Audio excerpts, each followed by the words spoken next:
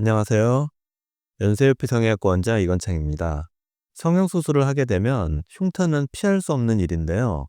오늘은 흉터를 최소화하기 위해 바르는 흉터 연고의 원리와 올바른 사용법에 대해서 말씀드리겠습니다.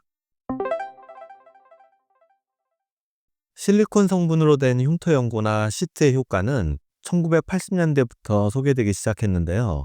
그 기전에 대해서는 다양한 가설이 소개되었지만 가장 지배적인 건 실리콘이 피부 각질층을 덮어서 수분이 유지될 수 있게 보호해 준다는 겁니다. 우리 피부는 가장 바깥층인 표피에서 수분이 증발되게 되는데요. 한번 손상된 후 회복된 피부는 표피층이 불안정하여 수분 손실이 훨씬 많습니다. 이렇게 각질층이 건조해지면 각질 세포들이 피부 아래 진피층에 있는 세포들한테 신호를 보냅니다. 과도하게 콜라겐을 생성하도록 유도하는 것이죠. 한마디로 지붕이 불안정하니 뼈대를 더 세우는 것입니다. 이렇게 한번 피부 장벽이 약해지면 질긴 섬유 조직을 과하게 만들어내 결국 흉터를 더욱 두껍게 만드는 것입니다.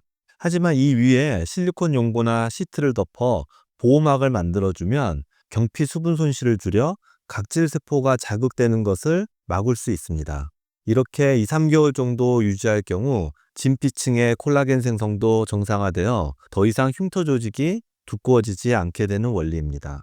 이에 더해 흉터 연고는 흉터를 살짝 눌러주는 효과도 있는데요. 물리적으로 흉터를 눌러서 과도하게 튀어나오지 않게 막아주는 효과로 시트 형태의 제품들도 이러한 효과를 기대해 볼 수 있습니다. 이 때문에 불룩하게 튀어나온 흉터에는 효과적이지만 반대로 오목한 흉터에는 큰 효과를 기대할 수 없습니다.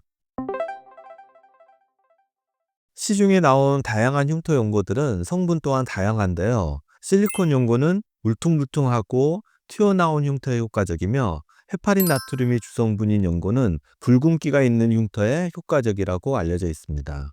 이 외에도 양파 추출물이나 비타민 E와 같은 항산화 물질이 들어있는 연고도 있으니 의료진과 상의하여 흉터에 맞는 적절한 연고를 사용하는 것이 좋습니다. 무엇보다 중요한 건 흉터 연고를 사용하는 시기입니다. 흉터가 생긴 지 1년 이상 지나 이미 과도하게 생산된 흉터에 연고를 사용하는 것은 큰 효과가 없습니다. 연구 결과에 따르면 증식기 단계부터 흉터 관리를 해주는 것이 그 이후 단계인 성숙기 단계에서 사용하는 것보다 흉터 억제에 더 효과적이라고 합니다. 수술 이후라면 송압사를 제거하고 딱지가 떨어진 이후 진물이 나지 않을 만큼 아물고 난 후, 즉 수술 후 대략 3주 후부터 사용하는 것이 적절합니다. 흉터 연고를 꾸준히 사용하는 것도 정말 중요한데요. 최소한 2~3개월은 사용해야 연고의 효과를 볼 수 있다고 알려져 있습니다. 실리콘 연고는 듬뿍 많이 바르기보단 흉터 위에 얇게 발라 건조시켜 얇은 막이 생길 수 있게 해주는 것이 좋습니다. 체내로 흡수되진 않기 때문에 영유아나 임산부도 사용할 수 있습니다.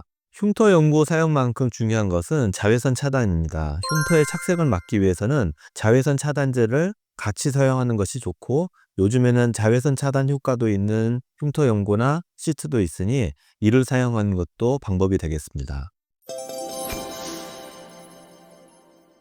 오늘은 흉터 연고의 원리에 대해서 알아보았는데요. 사람마다 피부의 상태나 회복 속도가 다르고 흉터의 정도와 특징 역시 차이가 있기 때문에 나의 피부 상태나 상처에 따라 적절한 시기에 올바른 치료를 받아 흉터를 예방할 수 있도록 수술 후 의사와 잘 상의하시길 바랍니다.